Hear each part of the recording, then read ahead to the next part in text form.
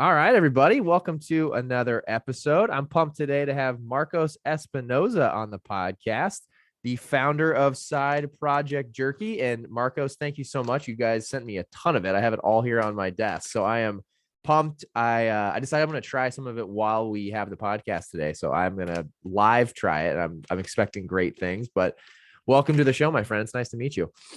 Nice to meet you too. Thanks for having me. Absolutely. For everyone who doesn't know who you are and doesn't know what Side Project Jerky is, would you mind just giving everyone a high level overview of the brand?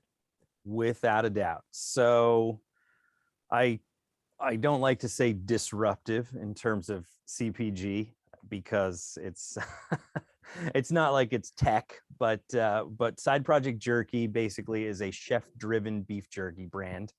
And I started it as the name would suggest, a side project. And I'm pretty involved here with the food scene in Philadelphia. So I'm friends with a lot of chefs. And the intent really when I started was to have a side project of my own, but also bring in these chefs to have their kind of side project, right? It kind of comes from the music world. And so I've partnered with chefs and kind of as the brand evolves and grows, looking to partner with more chefs, but that's basically it. And really our kind of goal is to have creative yet approachable flavors, things that aren't normally on the jerky shelf, or it's beyond your teriyaki and peppered and original. And so we like to get really creative. We like to play with our food for sure. Oh, I love that. That's very cool. And for everyone who doesn't know your background, I would love to get into too, even before we dive super deep into the jerky business. What have you done before that? You said it's a side project, so obviously it's not what you've always done in the food business. What have you done for career-wise before starting this? Absolutely. Yes. So I actually got a degree in mechanical engineering. And I when I graduated, I was a designer for a MEP consulting firm, MEP Mechanical Electrical Plumbing. I worked in New York City for one of the larger outfits up there, and we work with contractors and architects. And if you look at the New York City skyline, I actually have touched or seen a lot of those buildings in my early career, which is great. I actually come from a food background. My parents had a fast casual place growing up, and I hated it because they were never around, and we all always smelled like fried food. And it was just, when you're growing up, the thing that you want to be most, I think I would say for most people, is quote unquote normal.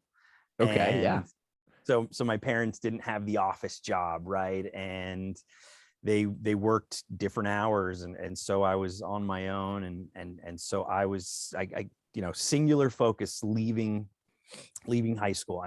I'm going to grow up and I'm going to get an office job, and I'm going to be in an office, or whatever that meant. No, that's funny though, because you're right. Like a lot of people, that's like something in your head. You don't really know what that means, but you set out to have an office job. That's very, very common. Right. And I'm going to be, I guess, I don't know, company man, whatever.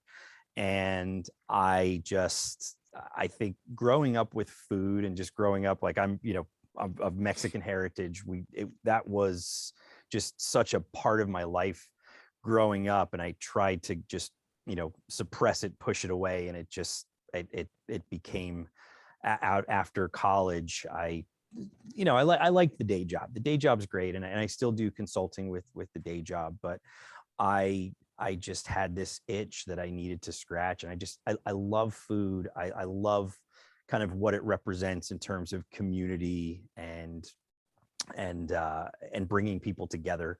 And so I guess after a while I decided, I'd like to be involved in food. And so restaurants are risky, obviously. Sure. Oh yeah.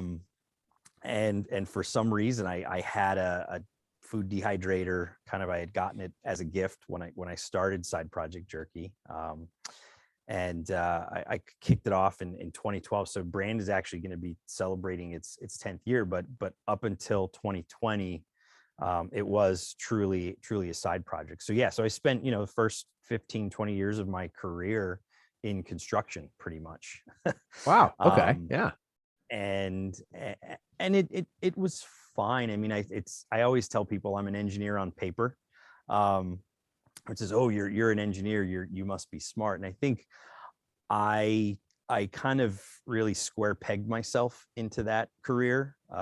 Again, wanting, I think I grew up with not a whole lot of resource, and so I was really concerned about having a stable job or job security, right? Sure. Oh, And yeah. so engineering was one of those things that was, we're always going to need engineers, and so I struggled through the program. I mean, I'm very thankful that I was given the opportunity, and I've had, I had a great career in construction, but it just wasn't a great fit, I would say.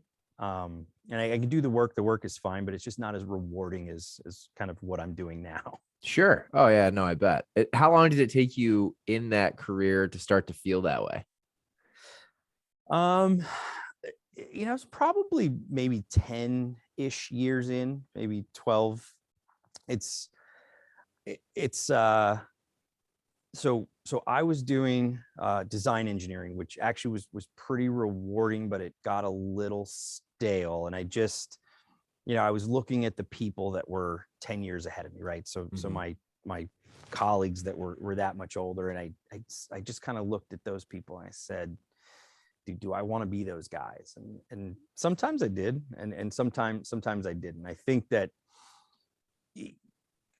engineering is one of those let's sit in front of a computer sort of things, and not necessarily let's be out there and be among the people, right? I would say that I'm definitely a people person, and I definitely feel like my energy and what really gets me up in the morning is interacting with people and just being kind of out there. And so that was, I guess that's really what it was, right? I kind of felt limited by the career, because there wasn't a whole lot of opportunity to get out and be with people, collaborate with people, things like that. Sure. Yeah. Like you were working behind a computer and that was it, 9 to 5. And you, you said you had, maybe your hand in some of the buildings in the skyline in New York, but was that also just behind a computer, right? You were designing some things that ended up. Yeah, I mean, look, there's definitely tangibles to what I've done in my career, and I'm proud of those, but it wasn't like I was there day to day in these buildings as they were going up and getting built and stuff, right? So Sure. Got it. Okay. No, that makes sense. And then so you had some food in the background with your family's business. You're in engineering. Then was there just a thought in your mind of, hey, I could kick this off in my spare time and try to start a food brand? Like, would love to know where just like the beginning idea of this even came from. yeah, absolutely. So I had a good friend of mine. He was at Christmas time, he would actually make jerky instead of cookies to Oh, hand out to oh, I friends like and that. That's family. kind of cool. Yeah. And so I happened to be over at his place right around Christmas time, and he just handed me a piece of jerky. He's like, try this. And it was amazing. And I was like, oh my gosh. And then it just kind of light bulb. I was thinking about, as I was actually doing an executive MBA at the time as well. Right. And I was kind of thinking, even back then, just thinking about how do I pivot? What do I do? Where do I go? And just, it was also around this time that the artisan movement had really kind of picked up steam. And okay, so what hasn't been artisanized, Okay. as it Yeah. were, right? So Sure. I just thought about how I could come up with some really cool flavors of jerky. I could come up with some really cool kind of branding, like small batch stuff. Um, and that was kind of when we were off to the races, or when I was off to the races. Like, this is like, there's an underserved market here, right?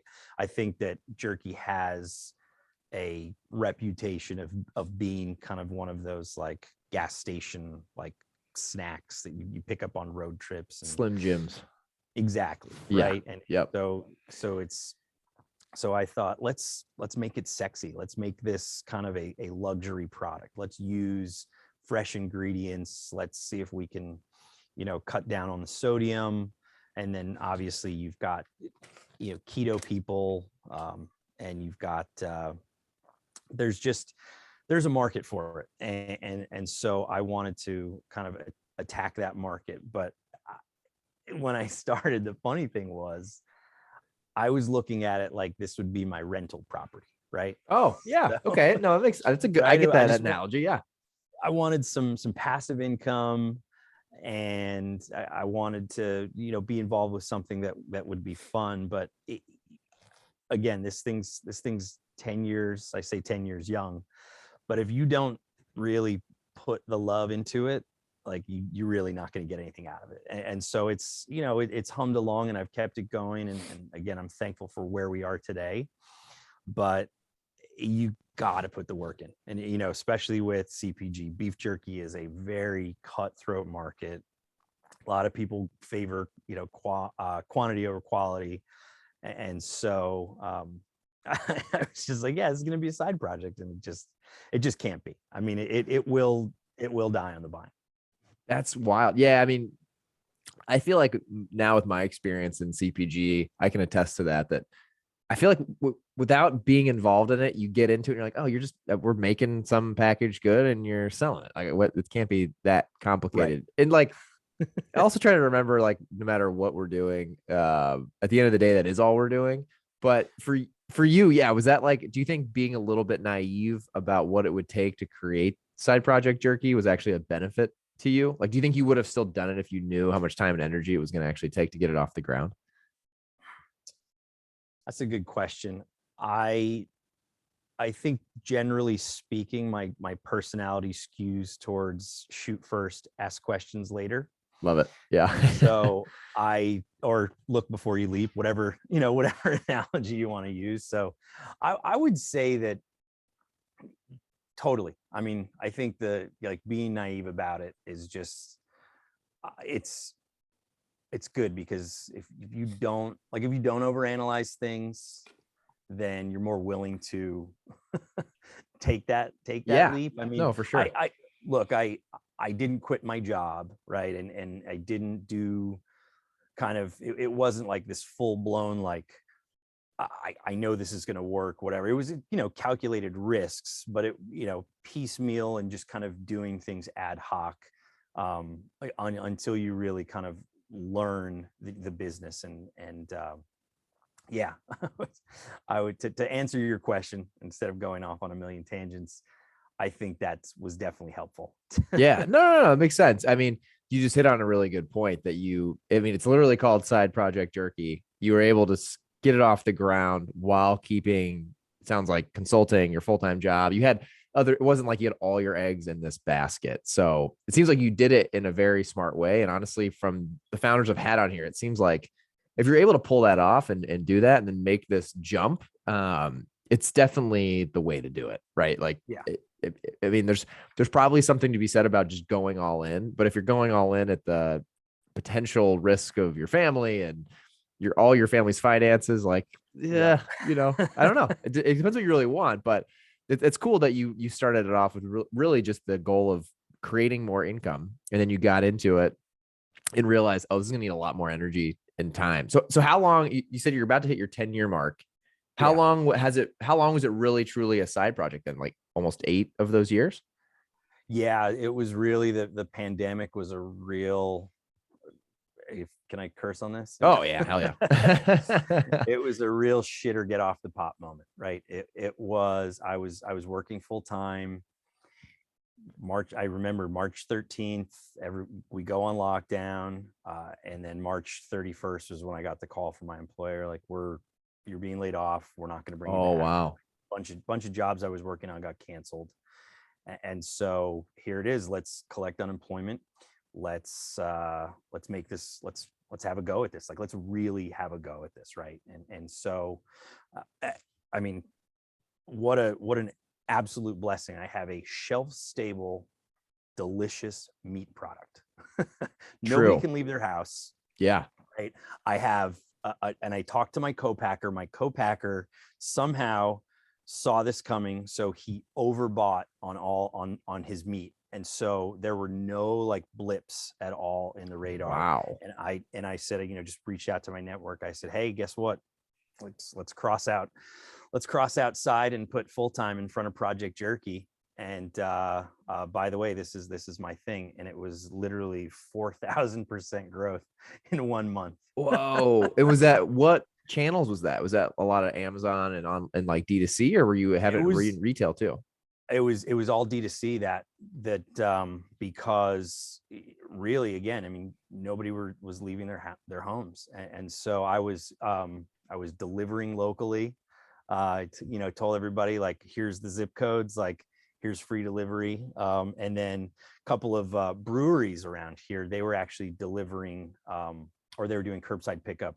And they said, hey, like we'd like to bring you on as well. So oh, cool. A couple of wholesale accounts, but really it was a big boom D2C.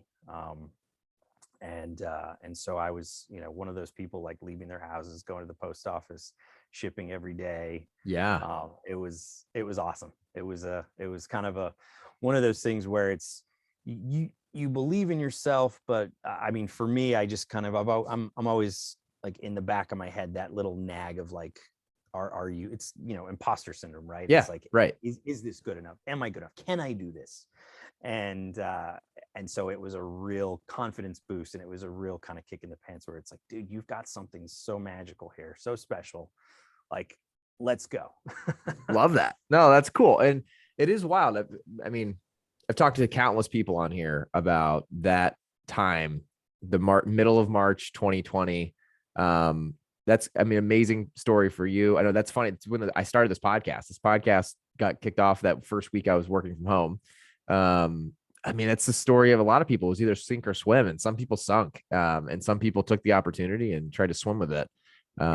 So good for you. First of all, that's exciting. And then how long, I mean, 4,000% month over month growth sounds amazing. Was that enough for you to like, was that enough, I guess, from like a revenue perspective to be like, okay, like I have a business that I can like live off of? Or was that just like the beginning of like, okay, we have something here, but like we still need to build this to be a way bigger thing? Definitely the latter, right? Yeah. And so I'm, I'm working with our colleague Justin, and we've been working together for about a year, and that was kind of another kismet thing. But it's at this point, it's kind of us, and then I've got a couple of advisors, so still very much a one-person show. I do have, obviously, thankful to have the co-packer, and he's cranking on capacity, which is really nice. But it was kind of the start of something where it's like, okay, now we need to go. We got to raise money. We've got to do, we got to go that route. And okay, I've got two advisors. They're my soft circle, and we kind of kick back and forth. It's like, do we go angel, or I mean, do we even do just friends and family to kind of get you going? And one of my advisors is just like, dude, you just swing for the fences. He's like, this is it. Like, you've got something so awesome here. And he's like, wow, let's go out. Like, let's raise like a serious runway here, right? Let's pull you completely away from your consulting, right? Because again, I mean, I'm still consulting now just to kind of backfill like revenue. I got to pay the mortgage, all of that stuff. Sure. So it's still there's that competing demands, but it was enough, it sounds like, to get some runway for business expenses, probably to pay yourself something, that pay a small team, and get it off the ground. Yeah. And that, I mean, we're still kind of working through that now. But yeah, I mean, that it has gotten to a point where we're doing enough revenue now where it's attractive to some of those bigger houses, okay, bigger investors. And so now it's just a matter of getting in front of them and pitching them. And yeah. Without getting into the details of the like the round, so did you end up doing, would you call that more like a friends and family round, or was it like a seed round? We're actually right now, hopefully we're trying to close our seed round, right? Okay. It was, let's raise money, we are still trying to raise money. Okay. Oh, got it. Yeah, that makes sense. Yeah, Yeah. yeah. So we're still kind of in the early stages of that right now, but hoping to close something by mid-year this year. Okay, got it. And for people listening, I mean, this is actually Marcos, because you're in the middle of it. I feel like this is a really cool timing to do the podcast. I didn't realize that. So, how did you even, for someone who maybe is thinking about raising money that started something and they're a little bit behind you, maybe a year or two behind where you're at right now?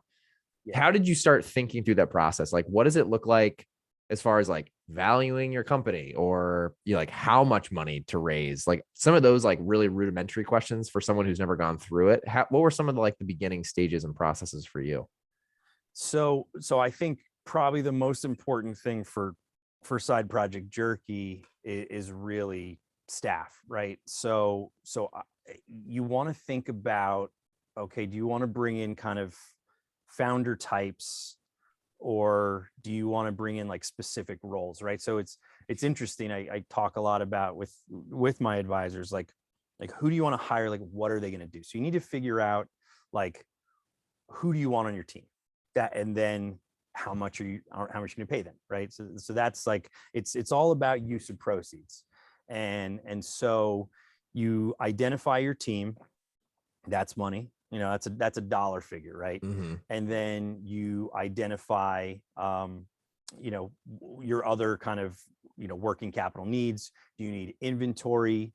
I mean, I don't hold on to a lot of inventory, and we kind of produce as needed. Oh, nice. And so that's actually allows us to be a little nimble.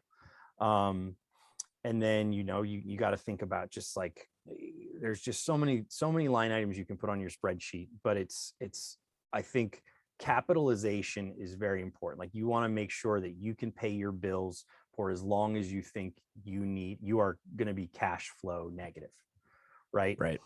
So then you want to think about, okay, where am I going to sell this product, or whatever it is, like where's the money coming from, when's it coming in, right? And so I'm working through cash flows and financial models, and so really I did get an MBA. I know my way around Excel spreadsheet. I kind of understand how to talk the talk, but you really want to have a strong finance person, right? Someone who understands cash flow, because it's projections are one thing, but then cash flows as another thing, right? And so that's a huge one. I think a lot of people don't realize when they get into this.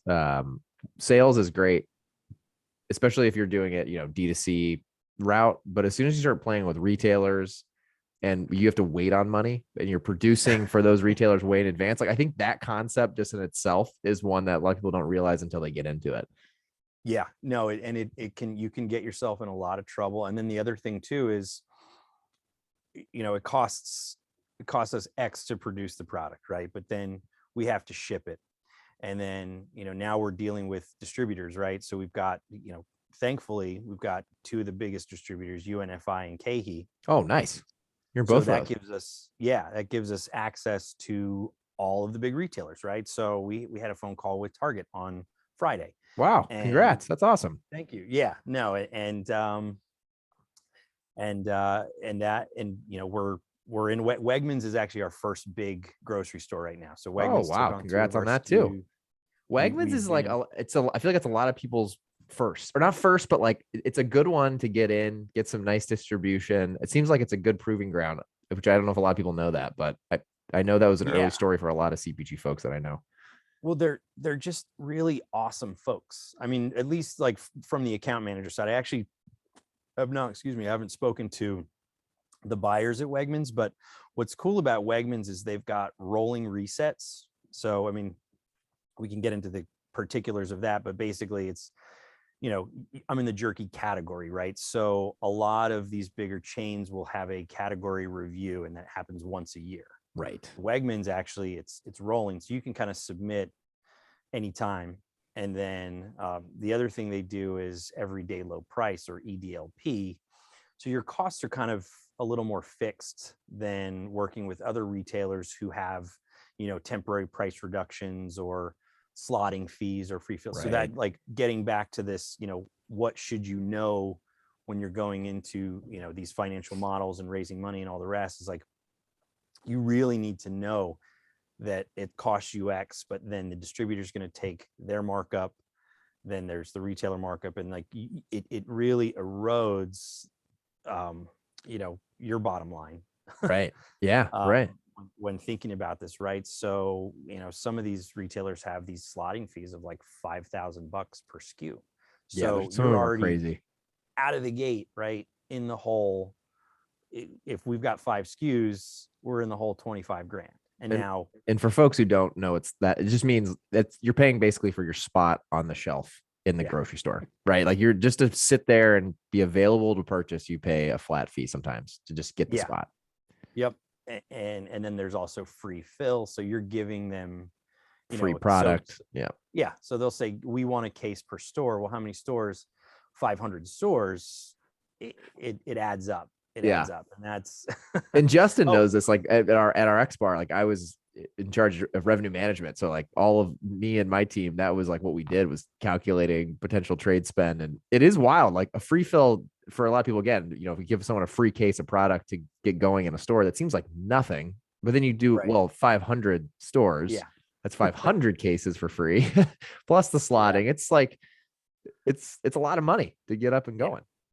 And ultimately you wind up doing a ton of volume, right? And you will kind of make up for this, but it's just things like that. You just got to really make sure you're on top of. You got to know your numbers, right? I mean, that's and is that some of the stuff you go through when you're trying to raise money and you're meeting with potential investors? Like, to me, I would think for a brand at your guys' stage, like for someone that's thinking about investing, like understanding when you're trying to get into what doors and what the mix is going to be between online and retail and a lot of the cash flow, is that kind of the nitty gritty that you eventually kind of get into and have to walk potential investors through?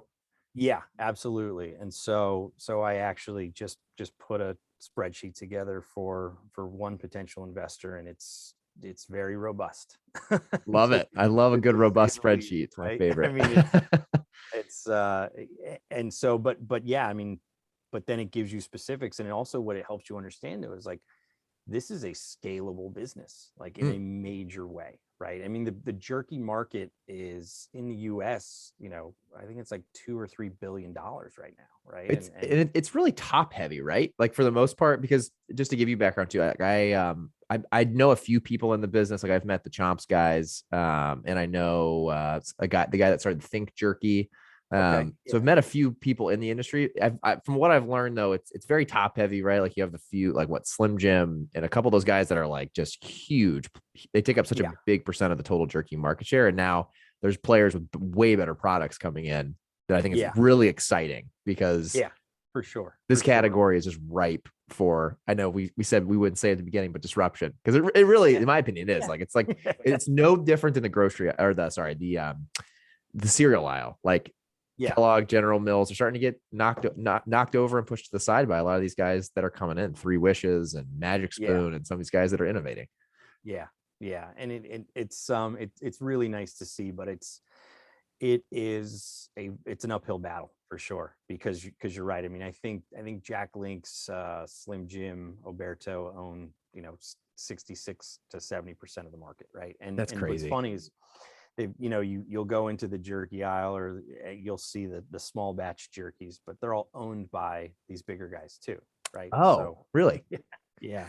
So even like what about, I was gonna say, like what are for people listening? So Side Project Jerky obviously is the one that you should be trying, but are there other players that are making a dent? Does it seem like it's starting to kind of move in the direction of the younger brands making a dent in this space? I think it's ups and downs, right? So the kind of Cinderella story, if you will, is Crave Jerky, which was acquired by Hershey for 300 million is the alleged. Didn't know it was that much. But I don't think Hershey gave it, either it was not a good fit for Hershey or whatever it is, but so the guys that sold Crave wound up buying Crave back. Oh, okay. Right. Some of the bigger players, kind of the level where we'd like to get to, you'll see Country Archer is a big one, and they actually, I listened to their kind of point of differentiation is actually supply chain, right? And so they've kind of identified, well, if we have a bunch of spots peppered around the country, like we can be a little bit more kind of quick to market or quick ship or make it better, whatever the case may Interesting. be. Didn't know that. So Strive, which makes, they say they make biltong. So now biltong is a specific type of beef jerky from South Africa. Oh, okay. I didn't know that. And so again, I'm not throwing any shade here, but as far as I understand it, biltong is a recipe that is a biltong spice that's dried in a certain way. But now they're bringing to market the concept of biltong, but with like different flavors and things like that. And look, they're doing a great job. I mean, I think they just went public with a SPAC, right? Oh, Strive did? I didn't know that. Strive did, yeah. I know Peter and Jared, the guys that started RX Bar, invested in them, but I didn't know they went public with a SPAC. That's crazy. Yeah, I guess it was like mid-year last year. I think they had like a big athlete investor. So yeah, and look, they're doing great. I think they're up to like 50 million a year, something like that. I mean, there's so much opportunity there, and it's marketing dollars. It's finding kind of your niche and then making sure that niche is big enough to really support. Yeah, for sure. And so I want to try these here in a second too. For Side Project Jerky, what would you say for everyone listening who I'm sure will want to go try it after this? What's like your big differentiator in this space that you know, obviously we know you're partnering with chefs and so the flavors and everything are supposed to be phenomenal, but is that the biggest component? Yeah, absolutely. I mean, if you look at the packaging too, you go down the jerky aisle, everything kind of looks pretty similar. Yeah. Our packaging for the listeners out there, actually, I will hopefully you can see some of that. Yeah, there we go. For everyone watching. So, and not to cut you off, now I'm also understanding your background in the packaging. Okay, so for everyone who's listening, and I'm sorry not to cut you off, but it looks like a mechanical engineering drawing of the CAD drawing is part of the logo. Is that right? Yeah, they're old construction drawings, actually. That's really cool. Yeah, I was gonna say I didn't even pick up on that the first time I looked. Oh, that's really cool. And they're all different for all the different flavors. Yeah, and so when I started packaging the jerky, I was making it in my kitchen. I was vacuum sealing it, and then the company I was working at, they would just throw out these drawings and like wholesale, like stacks of drawings. Like, this stuff's just going right in the trash. Like, why don't we repurpose it? So I would kind of cut off any like identifying marks or anything like that, and then I would fold it up and pop it, put the vacuum sealed pack inside that, and it's a nice little present. And so each package at that point was very unique, but that was just not sustainable at all. Oh, because like every single one was a little bit different. Yeah. And I'm sorry, I muted my mic because I was live tasting did you pronounce it Burberry? Burberry. I butchered that. Yeah, no, it's all good. Unbelievable. Thank you. It's so good. It's so much more flavorful than any jerky I've ever had. I am glad you like it. Wow. Yeah, we pride ourselves on really great flavors, really great textures.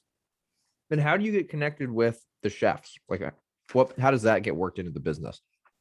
So when I first moved to Philly in 2008, it was the time like Twitter had just started, right? Okay. So it was the inception of Twitter. I was also food blogging at the time. I think everyone had a food blog at the time. And so I think via the, early social media and just kind of food blogging, I became friends with a lot of these people. And I would kind of chase down like this chef or that chef, and Philly had really started gaining steam back then too. So that Burberry flavor is a collaboration with Jen Carroll, who was a Top Chef alum. So she was on season 3 or 4. She was a finalist, and now she just kind of has become kind of this food personality. Yeah, she's got a restaurant here in Philly. She runs a catering company. She's doing a lot of really cool stuff with multimedia. Like she does classes. She's got a Patreon, and she came up with this flavor here, which is it uses an Ethiopian spice blend. It is so good. Yeah, it's she knocked it out of the park. That's actually been a really popular flavor. Because So like I had no idea what that word was and what that flavor might taste like, and honestly, it's yeah, hard to describe. Like you almost have to taste it, which maybe I'm yeah. sure that's probably a challenge for you guys. Like you are going after flavors that are a little unconventional, but God, you taste it. I'm like, wow. Like I can't imagine eating like any of the, Slim Jim, any of those normal jerkies after tasting that. It's so good. Thank you. No, we And appreciate. like, do you do and is it like is it some sort of like royalty type of arrangement Yeah, usually with the chefs? yeah. It's basically kind of like a sponsorship deal. So and Love it. it's kind of how they want to work it out. We have 3 collaborations right now. The first one, the chef he said, just pay me. So we Oh, we kind okay. of just gave him a lump sum at the outset, and I would imagine he's probably kicking himself right now. But I would imagine. but yeah, so that's basically how it is. It's like a sponsorship thing, right? And what's cool is we give them this blank canvas, and they can do with it what they will. And it takes a little bit. We've got to tweak things here and there. We'll go out, but we get a day out at the co-packer. We get to kind of see the facility, and they get to meet the people that are making the jerky. So it's a fun thing. And like I said, I'm all about just community, right? And bringing people together. So Excuse me, I am enjoying this so much. For everyone listening, we're obviously going to put links to this, and you're going to be able to try it. It's so good. I mean, I tried the Burberry and the Southwestern so far, and there's 3 more, so I'm gonna have to hold off. Otherwise, this whole podcast is gonna sound like I'm eating half the time. It is delicious though, Marcos. Like I'm not just saying that either. Anyone that knows me knows I'm pretty blunt and to the point. They're delicious. yeah, These are really, really good. So, and how does it? So, are you trying when you bring out new flavors? Are you going to try to always partner with a chef? Or are you going to do some without chefs too? Or how's your like product life cycle looking from that standpoint? yeah. So I think we definitely want to keep the chef thing going as long as we can, and really collaborate with anyone and everyone who's interested. And perhaps it's not a celebrity chef. I think that obviously gives us a little more cachet, but it's I've got friends here that are cooking in Philly that are just like, I know that they're just dynamite chefs, and I know that they would make a killer jerky. Yeah. Oh, So sure. I'm up for whatever, right? It might probably cost me a little bit less too. Yeah. Right. Well, I'm sure too, there's probably a balance between, launching a ton of flavors and then, I mean, you guys could do seasonals though. I mean, there's like probably so many opportunities when it comes to that.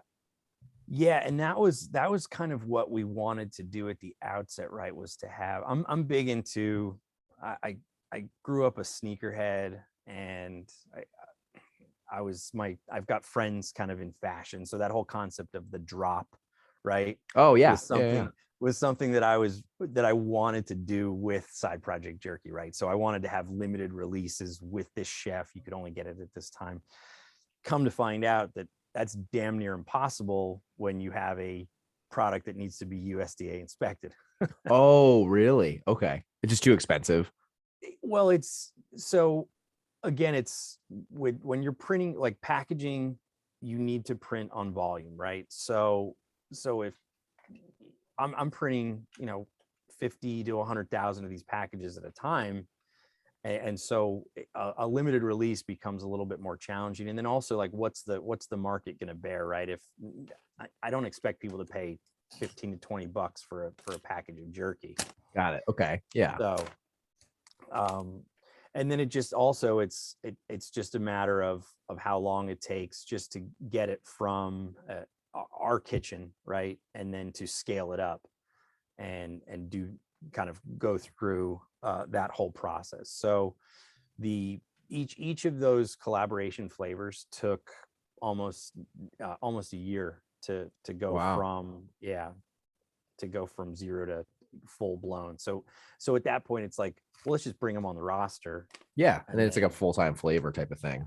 yeah, So These are so good. I'm sorry, I keep saying it, but I cracked into the cowboy one. It's just so good. Once you try this, you'll not want to eat other jerkies taste so, to be honest, the first thing that comes to my mind is synthetic. Yeah. Like these taste like real meat. Yeah, there's no preservatives. It's a real clean label. Everything we use fresh ingredients where we can. I mean, spice blends, it's dried spices, but our one of the flavors we have fresh ginger and fresh garlic. So it's really cool. Like you can really taste those ingredients. Oh yeah. I'm thinking about, I have a buddy that we've been talking about potentially doing a version of the carnivore diet next month. Yeah, okay. All right. I've never done it before, but I'm like, well, hold on. Now I have a great like snack type meal that I can build into what I eat for the month. This is awesome. Eat a success. Yeah, absolutely. I have to post all about it. Be like, this is how I'm going to get through this carnivore diet. Well, this is really cool, Marcos. I mean, it sounds like what's cool is it was a side project. I mean, this became a more than a side project, obviously, but now you're all into this. And to hear that you're unifying KeHE, your D2C growth, where else can people find you guys? Where are you guys going to be soon? And like, what does the next year look like for you guys? It seems like you're on kind of a rocket ship that took 8 years to take off, but now you're soaring. Yeah. Yeah. And really it's depending on category reviews and who we can get in front of. I'm actually really kicking myself because Expo West, which is the big, I was going to ask, we're going this week show. It starts tomorrow and we held off just because it was going to be, 15, 20 grand just to land on the floor. And now I'm like, darn it, why didn't I spend that money? Because we're having meetings now with a lot of these buyers and they're saying, are you going to Expo West? And we're like, we're not. So look, Expo East is in the fall or late summer. So I think that's going to be a must attend for us at this point.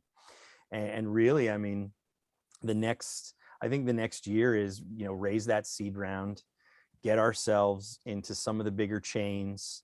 And then also I really do like D2C. I mean, D2C is great because your margins are better. Yeah. And then just kind of from an advertising standpoint too. I mean, it's free, right? I have an Instagram account and I have, audio visual capabilities. And so, and it's too, like, it's a nice opportunity to like truly connect with your customer. Oh yeah. I don't, email marketing is a real necessary evil, but I don't really like to bug people. But when I do, like, I'll send out a sincere email and say, hey guys, like, how you doing? Long time no speak. Here's a coupon, but also like, this is what's been going on with us. Like, tell us what's been going on with you. And I love it. And I think I put my phone number on some of the emails, and I've gotten phone calls from people, which is really interesting. I actually, so we were on Good Morning America. Oh, nice. In 2021, we were part of their Deals and Steals segment. Yeah. Oh yeah. Which was insane. Their email marketing is an absolute machine.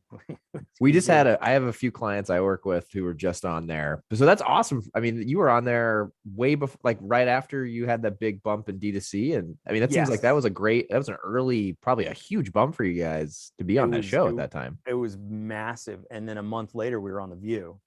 Whoa. And yeah, and so it's kind of a break-even proposition, unfortunately. It's like a marketing play, right? Yeah, but you get to capture all of that customer data, which is totally worth it, I would say. And yeah, but I remember I was driving out to the co-packer because that's where I was going to do the fulfillment. And I got a phone call from someone that said, hey, we saw you on Good Morning America. And so how did they were asking all these questions, and it was just like, good luck. I'm so proud of you. Wow. this old lady, like, giving me props. It was really, it's cool. I mean, that's really what I love about having the business, is that I get to connect with people. And yeah, that's really cool. And that's obviously great opportunities, but yeah, that is cool. When I remember within the first month of joining our X Bar, go, because I used to work at Walmart.com, and before that I worked at Cummins, like the big diesel engine manufacturer. Okay. Yeah. Yeah. So yeah, I guess mechanical engineering. I was in finance, but same. We were both probably, whatever, same world. Yeah. It it was weird, but in a cool way, to go somewhere where all of a sudden I had like a physical product that I was proud of that I could give to Yeah. people. That was Yeah. like a huge pivotal, and that's why I've like fallen in love with the food industry and the podcast and everything I do outside of this. Um, it was from that, like being able to hand someone an RX bar on a plane and be able to explain to them and be like, yeah, you can eat this, your kids can eat it, your grandma can eat it, it's good for you. I'm sure you feel the same way. I'm sure it's a really addicting feeling that until you work in this industry, I think it's hard to explain to people. Totally. Yeah. Yeah. I love that. Very cool. Well, we're running out of time, so I do want to ask you some final questions that I love to ask every founder that comes on here. The first one, I know you're doing a variety of different things, including running this business full time. So, what do you do, Marcos, to plan your yearly goals and then all the way down to daily tasks? Essentially, like, what tools do you use to get shit done? Whether it's pen and paper, apps, what is it that you do? Post-it notes. Love it. No, that's good. That's good. It's If funny. Everyone has the same reaction to that question, and almost everyone that I talk to who's a successful entrepreneur uses that or pen and paper. I mean, it's I really need to be better about like keeping my online calendar, my Google Calendar, things like that. And I've gotten better. I will say I've gotten better, but if I don't write it down, like forget it, right?